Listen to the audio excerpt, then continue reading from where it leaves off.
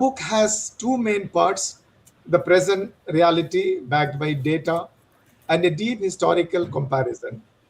Professor Kuru shows us that between the 8th and 11th, 12th centuries, Muslim societies led the world in science, philosophy, medicine, and trade.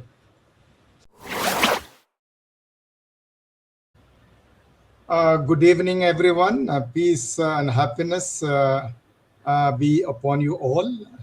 Uh, I thank Khusru Foundation, especially Dr. Hafizur Rahman. So for this wonderful opportunity to speak on a truly thought-provoking book. It's a pleasure to be here discussing the Urdu translation of Professor T. Ahmed Kuru's 2019 work, Islam, Authoritarianism, and Underdevelopment, a global and historical comparison. Initially, I was provided with the Urdu translation, but I requested Dr. Hafizur Rahman to provide me the original one because these ideas are better understood in English than Urdu, although the Urdu translation is very good, and I recommend that those who want to read in Urdu must read this book. And we already heard from the horse's mouth. The author was here, and also Dr. Shantanu spoke so brilliantly about the book, leaving very little for us to comment on it. Anyway, we have come here together to discuss this book. So I'll just give you my impression about this book, how I understood it, and what are the positives and negatives of the book. Of course, there is nothing perfect in this world. So I'd like to also give some other perspectives also, which you will hear from me in 10 minutes' time.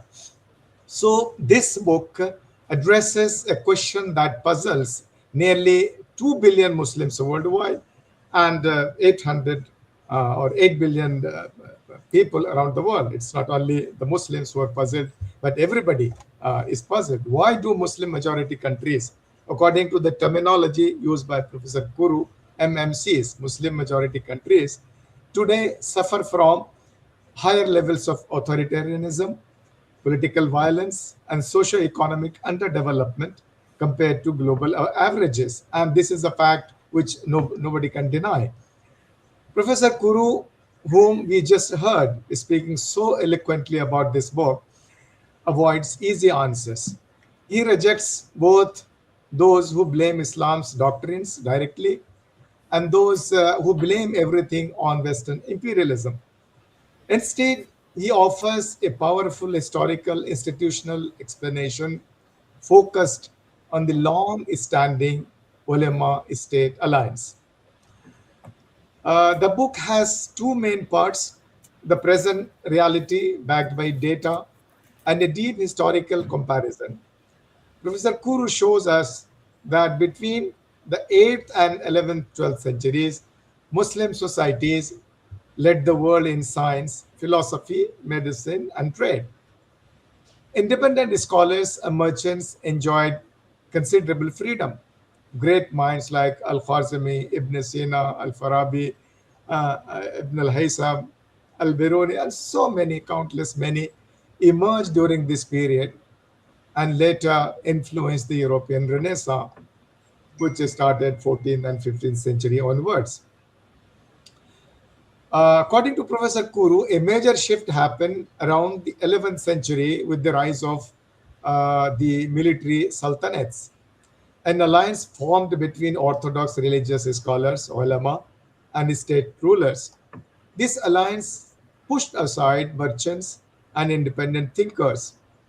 Merchants, he calls them a bourgeois class, favoring patronage and conformity over innovation. Taqlid over tajdid, ijtihad. This pattern continued for centuries, stifling creativity, delaying printing and literacy, and causing decline, even before colonialism arrived in the Arab Muslim countries. In contrast, Europe benefited from healthy tensions between church, state, merchants, and intellectuals. In modern times, Data shows that Muslim majority countries are lagging in democracy, economy, and also we find more violence in these areas. According to Professor Kuru, the oil wealth has produced rentier economies and rentier politics. While colonialism harmed these societies, Kuru argues that the roots of stagnation were already present. Importantly, he stresses that the ulema-state alliance is not inherent to Islam. It's a historical development that can be changed. And it is not peculiar to Islam also. He has referred in his recent speech, just concluded his speech, he also referred to that. He calls for reforms that empower independent intellectuals, merchants, civil society, along with passive secularism. There are a couple of important points that deserve our attention. For example, Professor Kuru argues that Ghazali was a primary intellectual force in a broader structural shift that saw the marginalization of rationalists, philosophers, by traditionalists, that is theological orthodoxy in his book, Tahafatul Philosopher, ultimately stifling independent critical thought and scientific development in the long term. Similarly, he cites the initial ban on the printing press in parts of the Muslim world, say for Turkey, for example, as evidence of a broader resistance to rationalism. He has just referred that printing was allowed or brought in 300 years after it was invented in Germany. So, as an evidence of a broader resistance to rationalism and intellectual openness, arguing that such opposition reflected the dominance of a conservative religious and political force over scientific and technological progress. Uh, I just want to give a perspective that it is not Professor Kuru who spoke about this topic, is the first one to speak about this. Uh, in the modern world, in modern times, some modern Muslim thinkers have also examined the causes of Muslim backwardness, though from different perspectives. For example, one of the early pioneers of Arab Islamic Nada, Muhammad Abdu, he attributed decline to intellectual stagnation and blind imitation, taqleed, taqleed-e-jamid, advocating renewed ijtihad and reconciliation between Islam and modern science. Sheikh Shakib Arsalan emphasized moral weakness, political disunity, and loss of Islamic solidarity, while a towering Islamic intellectual and figure, Malik bin Nabi from Algeria, he focused on a broader civilizational crisis and the concept of colonizability. That is, the Muslims being colonizable because of their stressing the rebuilding of reproductive culture, productive culture, and ideas that Arabs became colonizable because of their inherent weakness. Muhammad Abid al-Jabari also analyzed the crisis epistemologically, arguing that non-rational modes of thought overshadowed philosophical reasoning, whereas Muhammad Arkon criticized the closure of Islamic thought through rigid orthodoxy and called for modern critical approaches to Islamic studies. Iranian philosopher Ali Shariati, who is more closer to Kuru, argued that Islam had been transformed into a conservative ideology serving political elites through religion-state alliances. Overall, these thinkers fall into three broad approaches: intellectual and religious stagnation, civilizational and cultural weakness, and political institutional power structures. Kuru's distinctive contribution lies in linking intellectual decline to concrete institutional arrangements, especially the long-standing state ulama alliance. Talking about the strengths of this book, what I gathered from my reading of it, first in Urdu, then in English version, this is a landmark study because it is rigorous, it is comparative, it is global, and it is nuanced. Kuru bravely confronts uncomfortable realities without essentializing Islam or shifting all blame outward. His analysis is policy relevant and offers hope by pointing to the creative spirit of early Muslim societies. The book's importance becomes even glaring when we face a painful reality. What is that?